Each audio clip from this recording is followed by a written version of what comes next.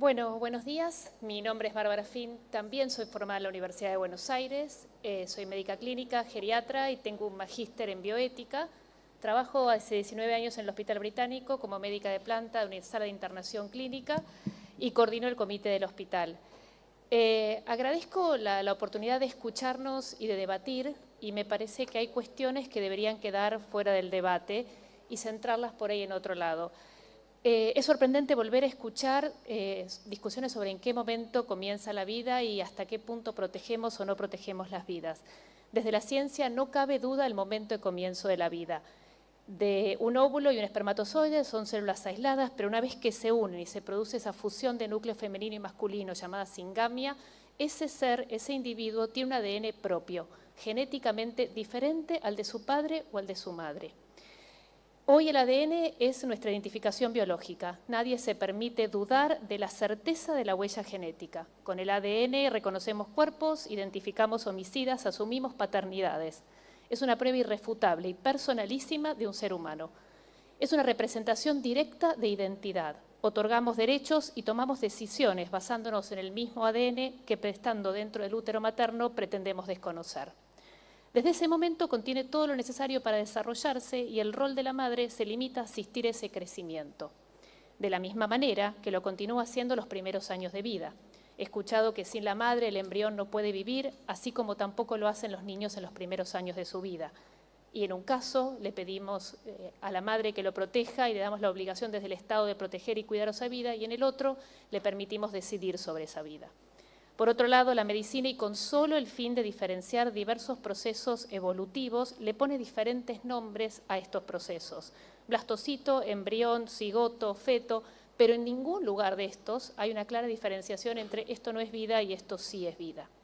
También es importante aclarar que un ser humano no se define por su capacidad de conectarse con el medio, comunicarse, razonar, sentir o expresar sus sentimientos. No tenemos categorías de vida de acuerdo a la capacidad intelectual.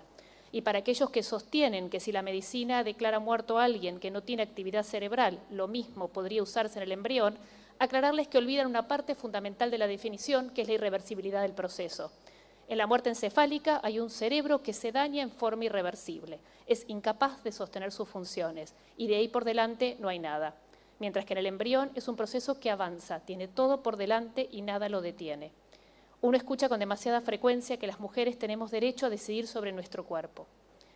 La primera falacia que yo veo en eso es que en el caso puntual de la mujer embarazada no es nuestro cuerpo, es el cuerpo de otro ser genéticamente diferente.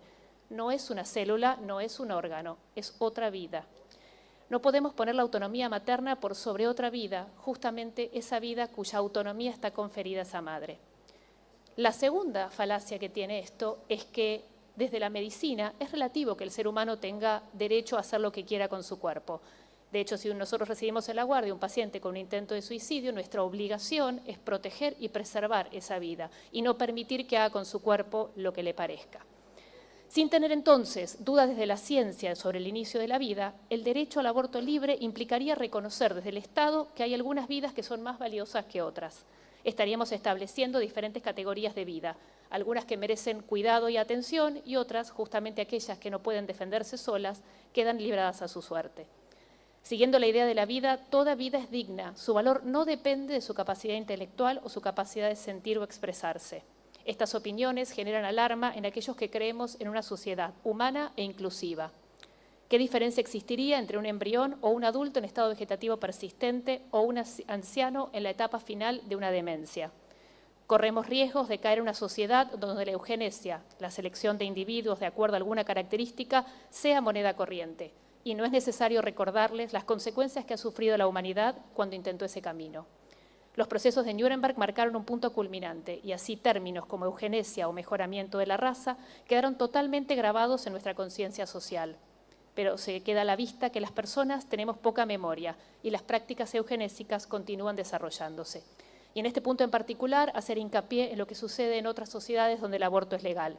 España, legalizado desde el 2010, y con respecto puntualmente a la trisomía 21 o síndrome de Down, 10 años atrás nacía un caso cada 670 niños vivos y hoy hay un caso cada 1.300 nacimientos. La proporción de aborto inducido en aquellos padres que hacían diagnóstico prenatal fue del 95.7%. El razonamiento que esgrimen los defensores de estas medidas eugenésicas es fruto de una tesitura que concibe la vida como un bien instrumental. La preocupación de los que promueven la ley es la vida de las mujeres, la mía también, la nuestra también. Ambas vidas son importantes y no podemos resolver la muerte con más muertes. La despenalización del aborto no va a evitar que mueran mujeres. Ningún procedimiento médico está exento de riesgos. Lo más grave del asunto es que seguimos sin cuidar a las mujeres. La mujer que recurre a un aborto es fruto de nuestro fracaso como sociedad. No pudimos brindarle educación, acceso a la salud, herramientas para que se conozca, quiera, valore su cuerpo y su vida. No supimos acompañarla en situaciones de violencia y ahora pretendemos solucionar toda esta enorme falta simplemente asegurándole un aborto limpio, sin pensar que después la que sigue sufriendo y sin herramientas es la misma mujer, sumando a todo lo anterior el dolor de una muerte. Citando el comunicado de la Academia Nacional de Medicina, creo que la salud pública argentina necesita de propuestas que cuiden y protejan a la madre y a su hijo, a la vida de la mujer y la del niño por nacer. La obligación de salvar a los dos, y nada bueno puede derivarse de la sociedad cuando se elige la muerte como solución. La solución no es el aborto, la respuesta no es el aborto. Un minuto. La muerte nunca puede ser la respuesta. Para finalizar, quería compartirles un párrafo de un libro que me acompaña desde mi adolescencia, que es El hombre en busca del sentido, de Viktor Frankl. Frankl es un psiquiatra austríaco que termina en los campos de concentración en la Segunda Guerra Mundial y dice: la historia nos dio la oportunidad de conocer al hombre quizá mejor que ninguna otra generación. ¿Quién es en realidad el hombre? Es el ser que siempre decide lo que es. Es el ser que inventó las cámaras de gas, pero también es el que entró en ellas con paso firme y musitando una oración. Todos decidimos, ustedes deciden, y encima tienen la enorme responsabilidad de decidir por todos los argentinos, decidir qué sociedad queremos. Gracias.